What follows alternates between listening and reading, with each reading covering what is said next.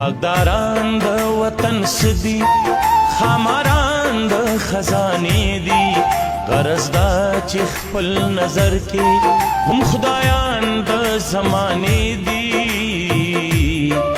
باغداران د وطن سدي خاماران د خزانې دي غرض دا چې خپل نظر کې هم خدایان د زمانې دي باغداران د وطن سدي. بسم الله الرحمن الرحیم. ګران قدرمن کتونکو، دا وخت ناسیه ما د شلتالانو سپلای چې د کمزینه کېږي په هغه ټرکونو اډه کې موجود یم. د دې اډې نوم د اتحاد په بریکوټ کې د دې سره ریلیټډ 10 اډې نورې هم دي چې د دې نه د 100 نه د 120 130 پورې روزانه په بنیاد باندې ټرکونه وځي. د دې روزګار شاته څومره خلک کار کوي، کم باغونو والا چې دی هغوی ته څونه آمدني ده. خو سخت کال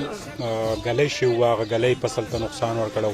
بیا زموږ د دې ځای نه چې کم شلتالان لاړل د پنجاب مختلفو منډهو ته، فیصل آباد، ګوجراوالا، لاهور،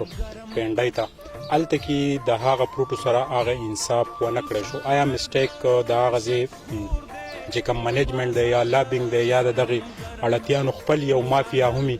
یا هلته کې انتظامیې په دې کې کردار ادا نه کړو، هغې ته یې چې ډېر لار ور نه کړه. هغه شلتالانو کې د دې ځای خلکو ډېر زیات نقصان وکړو، مالی پریشانو سره مخامخ شو. زموږ سره د دې اتحاد اډې یو ملګری ناست دی. دا راته خپل تعارف را سره وکړئ. زما جی واحد زمان بابو نوم دی او د پروکو دا کاروبار کو. د شلتالانو الوچو خوبانو کم چې کم په سوات کې کم فصلونه کم میوې دي دا هغې ته ټولو کار کوو. دا راته ووایه چې زموږ د دې ځای دا کم ځای چې موږ ناست یو کوټه نوی کلی، دا د شلتالانو هب دی. دلته د شلتالانو پیداوار چې دی د پوره ملک په سطح کنګ وایي د ټول نه زیات شلتالان دلته پیدا کېږي. دغه رنګې د دې ځای نه روزانه 120 یا 130 ټرکه مال پنجاب له ورکول دا هم یو لوی فګر دی. آیا هلته زموږ د دې فروټو سره انصاف ونه کړی شو، هغه ریټ موږ له رانه کړو؟ آیا دې کې څوک مافیا انوال دي؟ دا ریټ ولې کم شي؟ دې ته هغوی داسې څه ماحول جوړ کړي چې د سوات فروټو ته ماحول خراب شي؟ د ټول نه غوټه خبره دا ده چې په مخکې وخت کې د نواز شریف چې کله حکومت و نو په هغې کې داسې به و چې لکه کله به په روجه کې زموږ د شلتالانو ریټ تیز شو نو هغو به وله یو مخصوص ریټ مقرر کړو او وی به چې دا به د دومره قیمت نه ګران نه لای. لکه چې فرض کا 500-700 روپۍ باندې کریټ خرڅېدو نو هغو به وله ریټ مقرر کړو چې په 350-400 روپۍ باندې به د دې کریټ اخلي. هغه په څه وخت دپاره موږ ته هغه ریټ میلاو شي د روجې یو څو ورځې او بیا پې د هغه ځای نه حکومت پابندي ولګوي نو په هغه وجه باندې ګران نه خرڅېږي. نو لکه په هغه وجه باندې موږ ته اوس چې موجوده کم حالات دي د اختر نه بعد چې کم حالات جوړ شو هغه دومره خراب جوړ شو. زموږ د علیګرین شلتالان چې کم دي دا د دې پیټۍ پیسې نه کوي، د خالي کاټن پیسې نه کوي. خو شکو وایي موږ خامخا ځکه چې بیا د کم د باغونو مالکان چې دي نو بیا په موږ پسې خبرې مشهورې شي چې مطلب دا باغوان ښه نه دی، دله باغ مو ورکړو، دله دا مو ورکړو. خو اوس موجوده چې کم د شلتالانو علیګرینو کم ریټ دی د اختر نه بعد په بوزه کې نو هغه د خالي کاټن قیمت نه دی. لکه بابو چې زموږ د دې سره ریلیټډ د ټرکونو ډرایوران، لیبر، اډو والا، باغونو والا، د باغونو مالکان یو لویه فیملی دې سره شاته خرابېږي. نو آیا ستاسو دلته کې د دې نه مخکې مونږ ریپورټ جوړ کړی دی حکومت یې واوري هغوی ته ورسي خو سترګې وي پټې کړي چې دلته زموږ کم د محکمه زراعتو خلک دی هغه پې هم سترګې پټوي؟ نو آیا ستاسو سره هر کال دا بې انصافي کېږي؟ ستاسو خپل تنظیم خپل سټرګل پسې تاسو کړی دی؟ تنظیم خو زموږ د باغوانانو یو څه خاص نشته دی او کم لکه و د باغونو د مالکانو و چې کومه په تیر ټایم کې کومه ګلی وشوه نو هغې دومره تباهي وکړه د شموزو په علاقه باندې چې لکه ماغونه چې څومره وو د هغې د خالي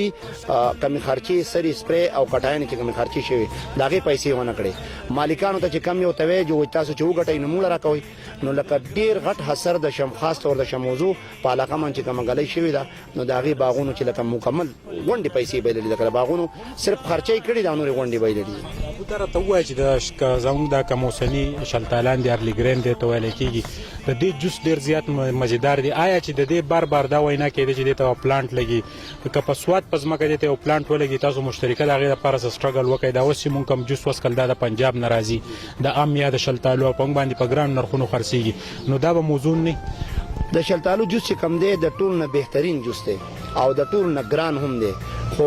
د بدقسمتۍ خبره دا ده چې زمونږ په سوات کې د دې دپاره هېڅ تنظیم نه دی چې کم مال چې اوس موجوده وخت کې زمونږ په تیملګره کې په 40 روپۍ باندې خرڅېږي، نو که د دې فیکټري وی دلته او د دې نه جوس وته نو لکه زمونږ به دا مال هم لږ په ښه قیمت خرڅېدو او فایده به کېده، د شلتالو به زمونږ دونه نه ځکه لکه مونږ غورځو نیم په نیمه وغورځو او بیا د هغې نه چې کم تیملګرې ته ډېر ډک تو دا زموږ د کس چې د سر دا کاپي پرته ده د هغې 580 روپۍ باندې خرڅېږي چې لکه 15 روپۍ د تیملګرې خالي کرایه ده، په 50 روپۍ د خالي کارټن دی او 40 روپۍ لکه 150 روپۍ په دې باندې د خرچه ده او مطلب د خرڅېږي په 50 روپۍ، خو ډکوي مونږ ولې که دلته غورځو نو دلته پې مونږ بد ښکارو، خلک راځي ګوري باغونو کې رشي د باغ ته خراب شو دا شو هغه شو او د باغونو مالکان هم پې خفه کېږي، نو مونږ د مجبورۍ د وجې نه وړو خو د خالي کارټن پیسې نه کوي. بابو چې کله ټلیفون راشي هلته کې بولي وشي بیا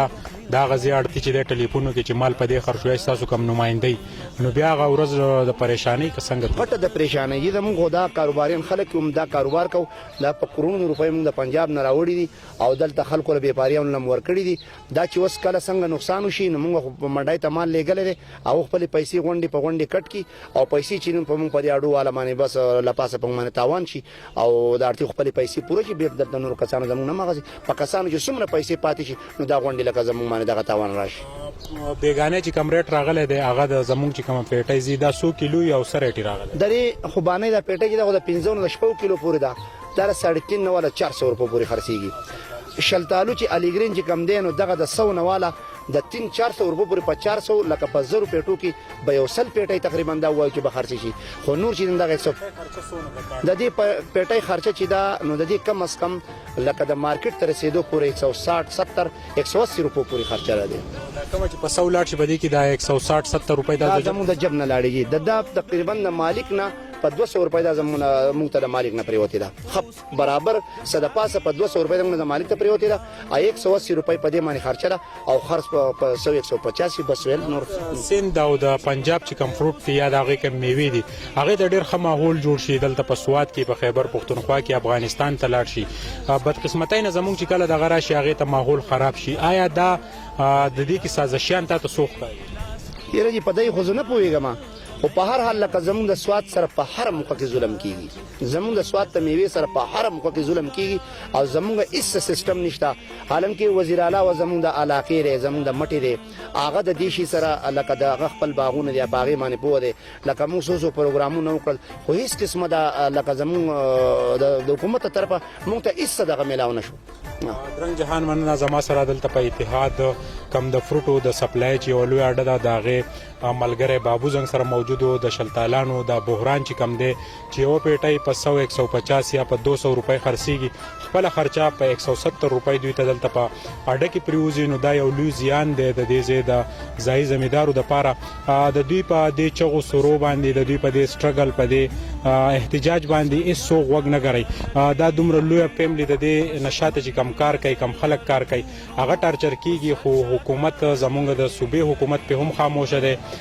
د سوات ضلعي حکومت پې هم خاموشه دی او د پنجاب چې کوم اړتیان دي هغه تې ښه مزې لي هغوی پکې ښه عیاشیانې کوي په 40 روپۍ د سوات د فروټو نه د هغوی مدني ده هغې ته ماحول چې دی نو جان بوجھ کې خراب کړي او دغه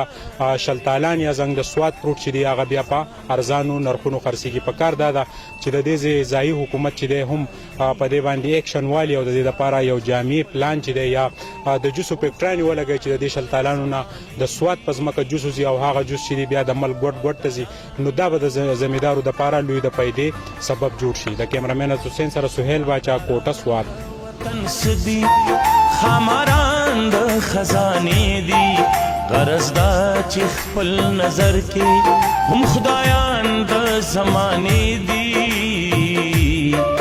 وګاران د وطن سدي خاماران د خزانې دي غرض دا چې